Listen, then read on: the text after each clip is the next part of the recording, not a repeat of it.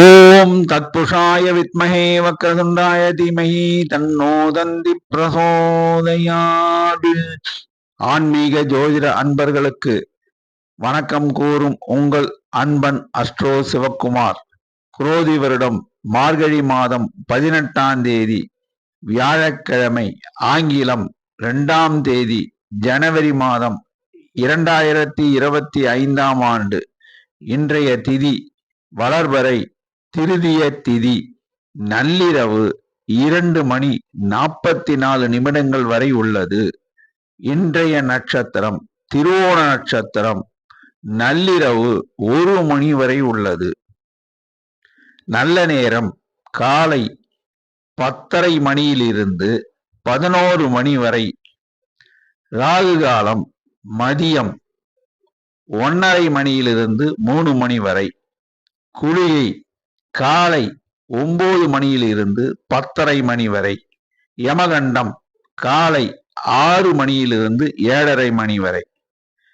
இன்று சந்திராஷ்டமம் பெறும் நட்சத்திரங்கள்: திருவாதிரை நட்சத்திரம், புனர்பூசம் 1ஆம் பாதம். திருவாதிரை நட்சத்திரத்தில் பிறந்தவர்களும் புனர்பூசம் 1ஆம் பாதம் நட்சத்திரத்தில் பிறந்தவர்களும் முக்கிய பணிகளை செய்ய வேண்டாம்.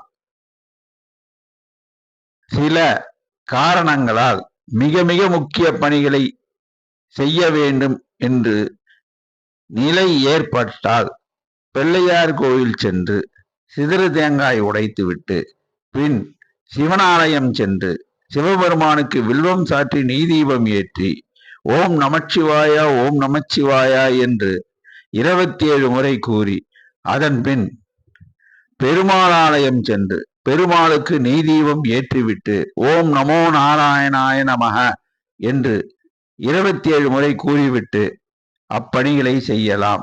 மிக மிக முக்கிய பணிகளை செய்யாமல் விடுவது உத்தமம். மாமூல் பணிகளை செய்வது மிகவும் நல்லது. இன்றைய ராசி பலன்களை இப்பொழுது பார்க்கலாம். மேஷராசி அன்பர்களே, நீங்கள் அன்பானவர்கள், பண்பானவர்கள், பாசமானவர்கள். எல்லென்றால் என்ன என்று எல்லா காரியத்தையும் முடிக்கக்கூடிய ஆற்றல் உடையவர்கள். இதனால் வரை சென்ற ஆண்டு உங்களுடைய வேலைப்பாடுகள் சிறப்பாக இருந்திருக்கும். அலுவலகத்தில் வேலை செய்தவர்களுக்கு நல்ல வேலைகள் கிடைத்திருக்கும். சிலருக்கு மேலதிகாரிகள் பாராட்டுகள் பெற்றிருப்பார்கள். இன்றைய நாள் நீங்கள் அமைதி காப்பீர். அதன் மூலம் உங்களுக்கு எல்லா வளமும் வந்து சேரும். கடின உழைப்பாளிகளே, அதாவது மேஷராசியில பிறந்த கடின உழைப்பாளிகளே, உங்களுக்கு இன்னைக்கு முதலாளிமாருங்களையோ இல்ல நீங்க வேலை செய்யற நிறுவனத்திலேயோ ஏதாவது பேசினாங்கன்னா கொஞ்சம் அமைதியா இருந்ததுங்க சார். ஐயா கொஞ்சம் பொறுமையா அமைதியா இருங்க. உங்களுக்கு ஊதியம் கூட்டி கொடுப்பாரு, இல்லைன்னா வேலையும் உங்களுக்கு ஆர்டர் கொடுப்பாரு. நிதானமா இருந்தீங்கன்னா நிச்சயமா உங்களுக்கு வேலை ஆர்டர் வருங்காலத்தில் நல்லபடியா அமையும். இன்னைக்கு ஊதிய உயர்வு உண்டு. ஊதிய உயர்வுன்னு பேசின சம்பளத்தை விட கொஞ்சம் கூட்டி கொடுப்பாங்க. ஆனா அமைதியா பேசணும், விளக்கமா சொல்லணும். இன்னைக்கு நீங்க செய்ய வேண்டிய காரியம் என்னன்னா, நீங்க மதியம் சாப்பிட்ற சாப்பாட்டுல ஒரு பிடி, அதாவது உங்களால எவ்வளவு முடியுமோ அத இந்த நன்றியுள்ள ஜீவன் 4 கால் பிராணி பைரவர் இருக்காரு பாருங்க, அவருக்கு வைங்க. உண்மையா உங்களுக்கு எல்லா வித நலனும் கிடைக்கும். மேஷராசி அன்பர்களை, இன்று நீங்க போக வேண்டிய ஆலயம் சிவன் ஆலயம். சிவபெருமானுக்கு போயிட்டு வில்வம் சாத்தி நெய் தீபம் ஏத்துங்க. அது ஒண்ணு போதும், உங்களை வாழ்க்கையில உயர்த்திடும். பண வரவு தன வரவு உண்டு. ரிஷபராசி அன்பர்களே, போன வருஷம் நிறைய செலவு பண்ணியிருப்பீங்க, அது பண்ணியிருப்பீங்க, எல்லா பாராட்டும் பண்ணியிருப்பீங்க. ஆனா என்னமோ இந்த வருஷம் பிறந்த உடனே ஏதோ யோசனை வந்துட்டு இருக்கும். என்ன நம்ம சேமிக்கலையே, ஏதாவது சேமிக்கலாமா அப்படின்னு யோசனை வந்துடும். கவலையே படாதீங்க, இந்த வருஷம் நல்ல வருஷமா உங்களுக்கு பிறந்திருக்கு. ஜாக்பாட் அது அடிக்கிற யோகம்லாம் உண்டு. ஜாக்பாட் அடிக்கிறதுனா லாட்ரி கிடையாதுங்க. உங்க உழைப்புல பெரிய ஊதியம் வரும். முதலாளி தொழில் செய்யறவனுக்கு பெருத்த ஆதாயம் கிடைக்கும். மற்றபடி சிறு தொழில் பண்றவனுக்கும் ஆதாயம் கிடைக்கும். அதனால நீங்க அதெல்லாம் யோசனையெல்லாம் விட்டுடுங்க.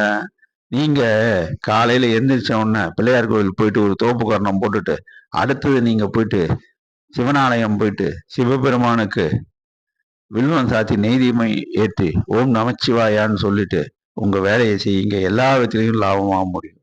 ரிஷபராசியில பிறந்த கடின உழைப்பாளிகளே, உங்களுக்கும் நிச்சயமா இந்த வருஷம் நல்ல வருஷமா தான் அமையும்.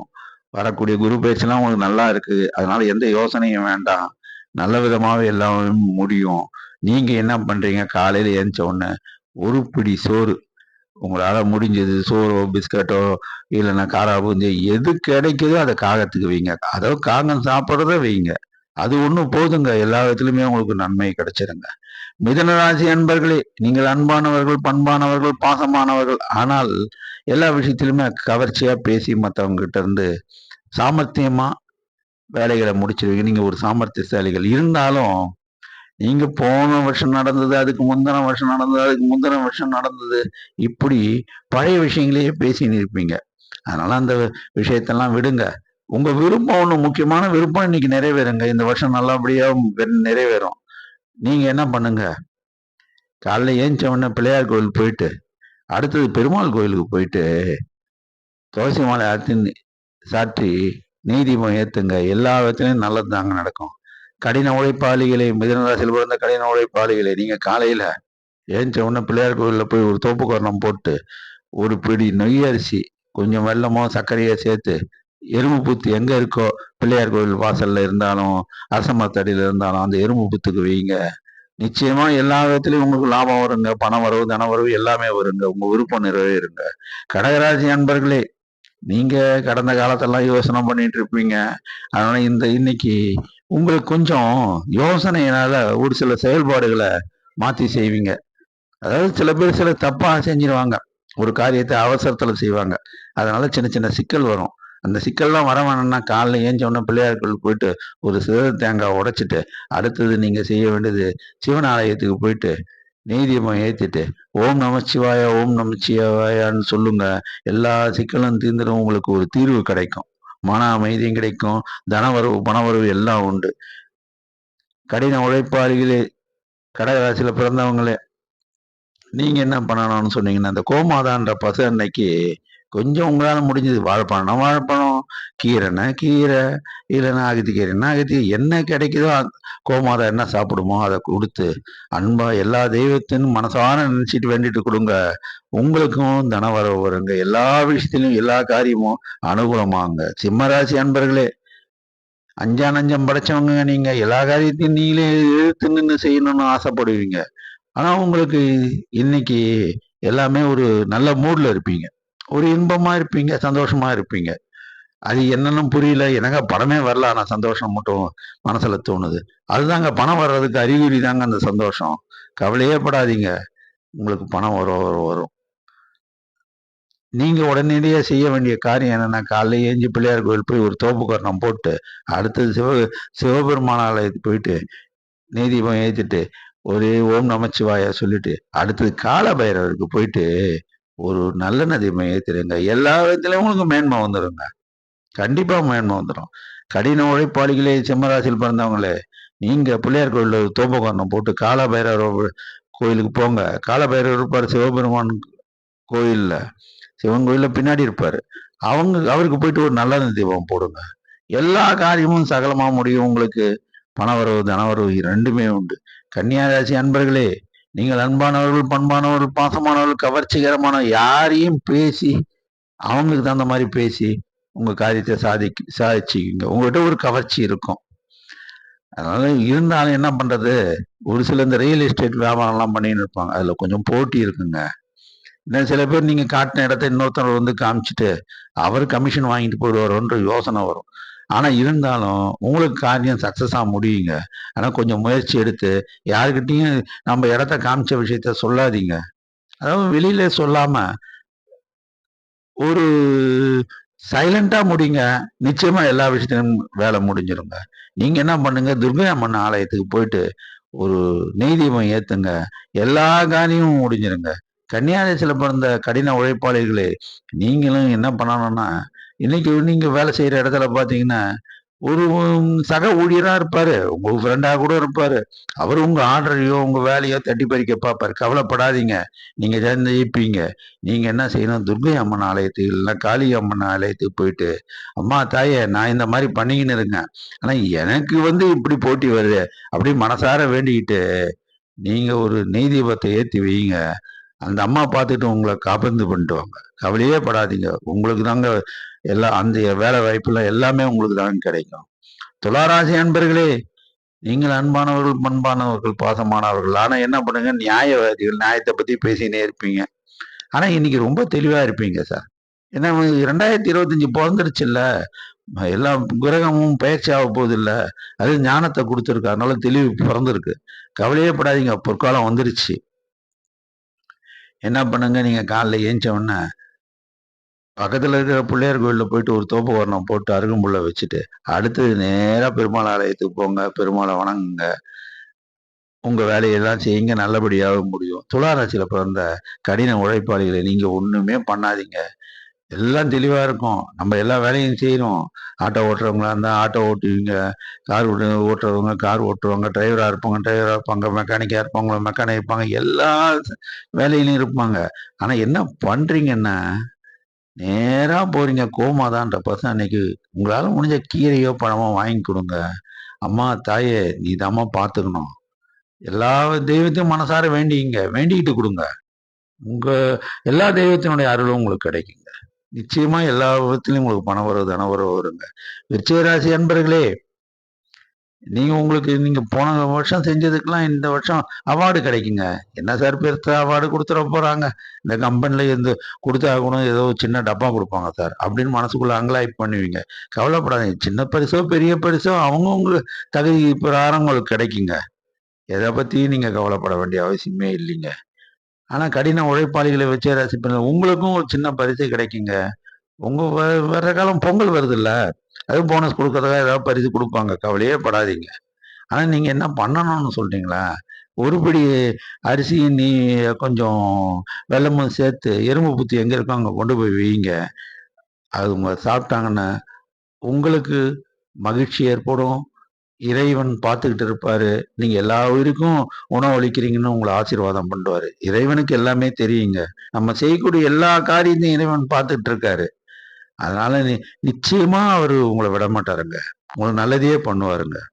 தனுசு ராசி அன்பர்களே, என்ன விஷயமோ, எது விஷயம் இருந்தாலும் நீங்க கொஞ்சம் உங்களுக்கு இரக்க குணம் அதிகங்க. எப்பயுமே எல்லாம் பேசுவீங்க, கோவப்படுவீங்க, சண்டை போடுவீங்க, எல்லாமே பேசுவீங்க. ஆனா மனசுல "போனா போதுப்பா, ரொம்ப கஷ்டப்படுறாருப்பா" அப்படின்னுவேன். அந்த இரக்க குணம் சமயத்துல நல்ல விதமாவும் இருக்குங்க. சமயத்துல கெட்ட விதமா முடியும். இருந்தாலும் பரவாயில்லைங்க. உங்க சுபாவம் உங்க குரு பகவானுடைய ராசி இல்லைங்க. அப்படித்தாங்க இருக்கும். கவலையே படாதீங்க. வயசான பெரியவங்க யாராச்சும் இருந்தாங்கன்னா, ஒரு வேள சாப்பாட வாங்கி குடுங்க. அது ஒண்ணும் போதுங்க. கடின உழைப்பாளிகளே, தனுசு ராசியில பிறந்தவங்கள, நீங்க என்ன பண்ணுங்க, காலைல காக்கைக்கு உங்களால முடிஞ்சது பிஸ்கட்டோ, அரிசி, சோறோ ஏதோ ஒண்ணு கொண்டு போய் வையுங்க. அந்த காகம் சாப்பிட்டு போனதுக்கப்புறம் அப்படியே பாருங்க. பகவானே எல்லாத்தையும் நான் குடுத்துருக்கேன்னு சொல்ட்டு, உங்க வேலைய பாருங்க. ஆனா தனுசு ராசி பொறந்தவங்க நேரா தட்சிணாமூர்த்தி கோயிலுக்கு போயிட்டு நெய் தீபம் ஏத்துங்க. எல்லாமே நல்ல விதமா முடியுங்க. மகர ராசி பிறந்தவர்களே, நீங்க பெருமைய பத்தியே பேசின்னு இருப்பீங்க. எப்பயுமே குலப்பெருமை பேசுவீங்க. நெறைய பேசுவீங்க. அது உங்க சுபாவம். அத விட்டுட்டேன். இருந்தாலும் கொஞ்சம் ஒரு சில இடத்துல பெருமை பேசாம இருங்க. எல்லா விதத்துலயும் உங்களுக்கு நல்லது நடக்குங்க. பெருமையும் உங்கள வந்து சேரும். ஏன்னா, நீங்க பெருமைக்குரியவர் தான். எந்த விதத்திலும் தப்பு கிடையாது. கடின உழைப்பாளிகளே, மகர ராசியில பிறந்த கடின உழைப்பாளிகளே, நீங்க என்ன பண்ணுங்க, நான் நேத்து இந்த ஆர்டர் எடுத்தேன், அந்த ஆர்டர் எதையும் சொல்லாதீங்க. அப்பதான் உங்களுக்கு வேலை வாய்ப்புகள் நெறைய கிடைக்கும். எந்த தொழில் செய்யணும்னாலும் அவங்களுக்கு வேலை வாய்ப்பு கிடைக்கும். நீங்க கும்பிட வேண்டிய ஒரே தெய்வம் என்னன்னு சொன்னோம்னா பெருமாளுங்க. பெருமாள் ஆலயத்துக்கு போயிட்டு பெருமாள வணங்குங்க. நெய் தீபம் ஏத்துங்க. பெருமாள் உங்கள அனுக்கிரகம் பண்ணுவாரு. தனவரவு, பணவரவு உண்டு. கும்பராசி அன்பர்களே, நீங்க ரொம்ப அன்பானவங்க, பண்பானவங்க, உதவின்னா எல்லாருக்கும் உதவி செய்வீங்க. அந்த உதவி மூலமா பகவான் பார்த்துட்டே இருப்பாரு. நீங்க எவ்வளவு பேருக்கு நல்லது செஞ்சிருக்கீங்க. உங்கள கைவிட மாட்டாரு. அதனால நிச்சயமா உங்களுக்கு ஆதாயமும் லாபத்தை தான் கொடுப்பாரு. இருந்தாலும் அப்பப்போ மனசோர்வு ஏற்படும். அதை பத்தி கவலையே படாதீங்க. நேரா ஆஞ்சநேயர் கோவிலுக்கு போங்க, வெத்தலை மாலை சாத்துங்க, நெய் தீபம் ஏத்துங்க. அனுமானுடைய அருள் என்னைக்கும் உங்களுக்கு உண்டுங்க. கடின உழைப்பாளிகளே, கும்பராசியில பிறந்தவங்க கடின உழைப்பாளிகளே, உங்கள் உங்களுக்கும் நிச்சயமா நல்ல குணங்கள்லாம் உண்டுங்க. நீங்களும் எல்லா அனைவருக்கும் உங்க லெவல்ல உதவி பண்ணுவீங்க. நீங்க என்ன பண்றீங்க? நேரா ஆஞ்சநேயர் கோயிலுக்கு போங்க, நெய் தீபம் ஏத்துங்க, ஆஞ்சநேயரை மனமார வேண்டுங்க. அனுமானுடைய அருளால எல்லா காரியமும் சித்திக்கும். பணவரவு, தனவரவு உண்டு. மீனராசி அன்பர்களே, நீங்கள் அன்பானவர்கள், பண்பானவர்கள். நீங்க 2வது குரு ராசியில பிறந்தவங்க. நீங்கள் நியாயவாதிகள் தான். இருந்தாலும் என்ன பண்றது? சில பேர் உங்களை ஏமாத்திருப்பாங்க. போனா போகுதுன்னு விட்டுடுவீங்க. அது எதுவுமே தப்பு கிடையாது. அந்த பணம் உங்கள வேற ரூபத்துல வந்து சேர்ந்துருங்க. கவலையே படாதீங்க. பகவான் பார்த்துக்கிட்டே இருக்காரு. அவர் நல்லதையே உங்களுக்கு செய்வாரு. அதனால கொஞ்சம் செலவு இருக்கும். நியாயமான செலவு செய்யுங்க. சிக்கனமா செய்யுங்க. எல்லா விதத்திலும் ஆதாயமா முடியுங்க. கடின உழைப்பாளி மீனராசியில பிறந்தவங்களே, நீங்க ஒண்ணும் பண்ண வேணாங்க. குரு பகவான் கோயிலுக்கு போங்க. நெய் தீபம் ஏத்துங்க. இல்ல சித்தர் சமாதியை வணங்குங்க. எல்லா விதத்திலும் நன்மை ஏற்படும். 12 ராசி அன்பர்களும் செல்ல வேண்டிய ஒரே ஆலயம் சித்தர்கள் ஆலயம்.